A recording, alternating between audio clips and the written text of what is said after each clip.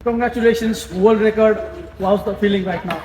First of all, thank you. I think it's a very special feeling. I think कल के match में बताया जा रहा है कि नेपाल के द्वारा बनाए गए फास्टेस्ट 50 और सेंचुरी का जो वर्ल्ड रिकॉर्ड है वो निकोल लोफ्टिन ने तोड़ दिया है।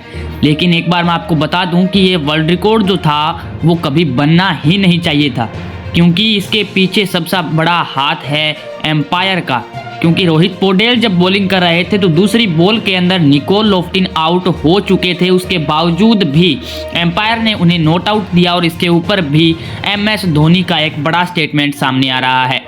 यहाँ पर निकोल लोफ्टिन जब बैटिंग कर रहे थे तब रोहित पौडेल ने दूसरी बॉल डाली थी, उसके ऊपर कैच उठा था और उस कैच को गुलशन झा के द्वारा पकड़ा गया था और उसी टाइम एम्पायर के द्वारा ये बताया गया कि बॉल जो है वो ग्राउंड के टच हो गई और ये जो आउट है ये मान्य नहीं होगा।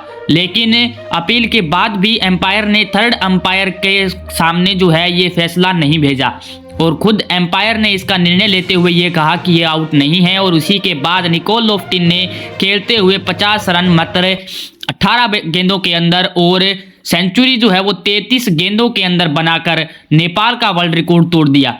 इसके ऊपर MS धोनी का यही बयान है कि निकोल लोफ्टिन जो थे वो रोहित पौडेल की दूसरी बॉल पर ही आउट हो चुके थे। ये गलती है सबसे बड़ी यहाँ पर एम्पायर की हम कह सकते हैं, क्योंकि एम्पायर के कारण ही नेपाल जो है वो कल का मैच हारा और अपने वर्ल्ड रिकॉर्ड को पिछड़ते हुए देखना पड़ा। यहाँ पर दीपेंद्र सिंह अय्यरी और कुशल मल्ला के बीच में ये मुकाबला था और यहाँ पर मंगोलिया वर्सेस नेपाल के मैच के अंदर ये दोनों के दोनों वर्ल्ड रिकॉर्ड हैं वो नेपाल के नाम हुए थे और कल के मैच के अंदर निकोल लोफ्टिन एटन के नाम हैं वो ये वर्ल्ड रिकॉर्ड दोनों के दोनों उनके नाम हो गए। लेकिन ये नहीं होना चाहिए था, क्योंकि एम्पायर की गलती थी और इसी के कारण आज नेपाल को निराशा का सामना करना पड़ रहा है।